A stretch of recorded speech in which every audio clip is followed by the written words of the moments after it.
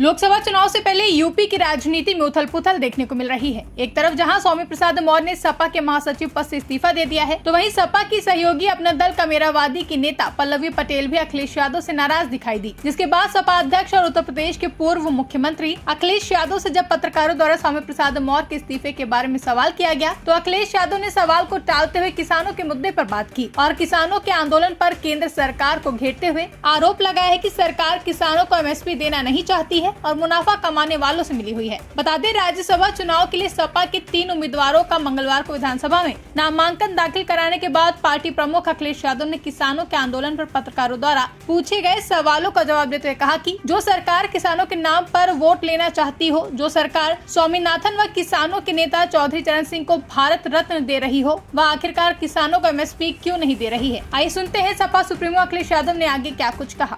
अध्यक्ष जी, मैं स्वामी प्रसाद मौर्य ने जो इस्तीफा दिया है, उनका आरोप है कि आपके ही पार्टी के कुछ कार्यकर्ताओं से हाथ होकर उन्होंने इस्तीफा दिया है। ये जो सवाल आप पूछ रहे हैं, इस पे पार्टी के अंदर बातचीत हो जाएगी और उसका समाधान भी निकल जाएगा। इससे भी ज़्यादा महत्वपूर्ण ये है कि पूरा किसान आंदोलन कर रहा है और पूरा देश का किसान भारतीय जनता पार्टी से जानना चाहता है कि जिन्होंने ये सपना दिखाया था कि आय दोगुनी हो जाएगी, और अभी जब भारत रत्न दिया स्वामीनाथन जी को और देश के हमारे किसानों के नेता चौधरी चरण सिंह जी को, उससे किसानों की उम्मीद और बढ़ गई कि सरकार उनकी सुनवाई करेगी, MSP देगी, MSP के लिए कोई कानून बनाएगी। लेकिन जिस तरह सरकार का व्यवहार है, कीलें लगा देना, अगर वो निकल रहे हैं तो रोकने के लिए तमाम चीज़ों का इंतज़ाम कर देना, प्रशासन पूरी तरीके से पुलिस लगा करके आंसू गैस गोले चला करके उन्हें रोकना चाहती हैं। आखिरकार आप भारत रत्न एक तरफ दे रहे हैं और दूसरी तरफ किसानों को आप रोकना चाहते हैं, उनकी मांग नहीं मानना चाहते। आखिरकार भारतीय जनता पार्टी चाहती क्या है? जो लोग सपना दिखा रहे हैं कि 5 लाख ट्रिलियन डॉलर की इकोनॉमी बन जाएगी, सच्चाई ये है कि किसानों की आय दोगुनी अगर हो जाए तो आपकी 5 ट्रिलियन डॉलर नहीं, हो सकता है 10 ट्रिलियन डॉलर इकोनॉमी भी बन जाए। और जो लोग ये कहते हैं कि हमारी दुनिया में 5वीं अर्थव्यवस्था बन गई है, ये 5 से दूसरे नंबर में भी पहुंच सकती है अगर ये सरकार किसानों को MSP दे दे और किसानों की आय दोगुनी कर दे।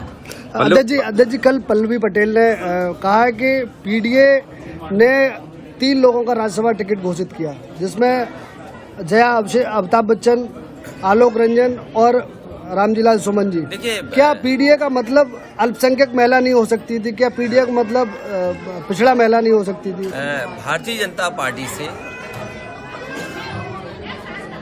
और भारतीय जनता पार्टी के लोग PDA से घबराए हुए हैं। भारतीय जनता पार्टी के लोग PDA से घबराए हुए हैं। जहां तक हमारे सहयोगी दल की बात है, मैं उम्मीद करता हूं कि PDA की लड़ाई को वो मजबूत करेंगे। और जहां तक पार्टी के निर्णय का सवाल है, आने वाले समय में तमाम सीटें आ रही हैं।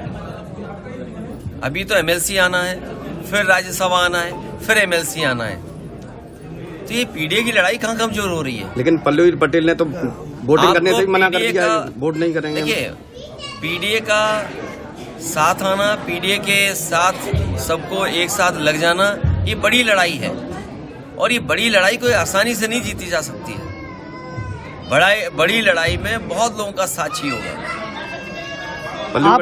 पल्लवी पटेल कह रही हैं कि स्वामी प्रसाद मौर्य लगातार मेरे संपर्क में हैं, इसका क्या मायना निकाला जाए? अरे मैं देखो, तुम क्यों ऐसी बात कर रहे हो? अगला भारत रत्न किसी चैनल को भी मिलेगा। अध्यक्ष जी, मैनपुरी में लगातार अभी कुछ दिनों से सांड के हमलों में 5 किसानों की मौत हुई है। मैं अपने पत्रकार साथियों से कहूंगा, अगर अब वो बजट पढ़ेंगे तो इन सरकार ने मुख्यमंत्री योजना चलाई है जिसमें रखवाली करना चाहते हैं किसानों के खेतों की। मुख्यमंत्री खेत सुरक्षा योजना, अगर कोई इसको अनकोड करे, मुख्यमंत्री खेत सुरक्षा यही है कि सांडों से सुरक्षा करना, तो 50 करोड़ में सांड से कैसे सुरक्षा हो जाएगी? और फिर पूरे उत्तर प्रदेश में कोई दिन नहीं जाता है जिस दिन इन जानवरों की वजह से किसी की जान न जा रही हो। ये सवाल कई बार विधानसभा में उठाए, लेकिन सरकार इस समस्या का समाधान नहीं ढूंढ रही है। और तब नहीं ढूंढ रही जब देश के प्रधानमंत्री जी ने कहा था कि 15 दिन के अंदर छुट्टा जानवरों की समस्या का समाधान हो जाएगा। आप लोकसभा चुनाव कहाँ से लड़ने वाले हैं? आप कहाँ से लड़ने वाले हैं? बहुत जल्दी और सूची भी आ जाएगी आपके सामने। आजमगढ़ की चर्चा बड़ा जोरों पे है। रायबरेली से सोनिया गांधी ने लड़ने से मना कर दिया है। तो ये पार्टी की उनकी अपना फैसला है, हमारी पार्टी का अपना फैसला हो। नहीं, कांग्रेस का एक मजबूत गढ़ माना जाता है रायबरेली और अमेठी, लेकिन अब नहीं, मजबूत गढ़ तो नहीं है। ये सही है कि वो उनकी ट्रेडिशनल सीट है और कांग्रेस की सीट ही मानी जाती है। समाजवादी पार्टी ने हमेशा उस सीट पर कांग्रेस का ही सहयोग किया है। मुख्यमंत्री योगी आदित्यनाथ ने कहा कि पूरे प्रदेश में 80 की 80 सीटें इस बार जीतने वाली है भाजपा। मैं आपसे कह रहा हूं कि भारतीय जनता पार्टी अपने सभी सांसदों की सीटें बदलना चाहती है, केवल एक के सिवा। 80 की सीटों पर कईयों की टिकट कटने जा रही है और एक जो सीट है वो अपना क्षेत्र बदलना चाहते हैं। तो सोचिए, जिन्हें अपने सांसदों की टिकट काटनी हो और टिकट काटने जा रहे हो तो वो क्या जीतेंगे? अगली सूची में क्या चाचा का नंबर है? अगली सूची में नहीं, अगर आप पे कुछ सुझाव हो तो बता दो। चाचा का क्या अगली सूची में नंबर है? अगर आपके पास कोई सुझाव हो और फिर आप ही कहोगे सब परिवार चुनाव लड़ गया, ये पत्रकार भी बड़े कमाल के होते हैं। अगर इनसे कहो, अभी पूछ रहे हैं कि टिकट क्यों नहीं दे रहे हो अपने लोगों को, परिवार के लोगों को, और हम टिकट दे रहे तो कहेंगे लो परिवारवादी पार्टी हो गई। नहीं, 3 लोगों को तो दिए, फिर चाचा की नहीं तो अभी 2-4 और दे देंगे। तो आप लोग क्या उम्मीद करते हो भाई? आप ही दिलवाना चाहते हो और आप ही चलाओगे कि परिवारवाद, तो हम कैसे बचेंगे भाई आपसे? तो चाचा कहाँ से लड़ेंगे?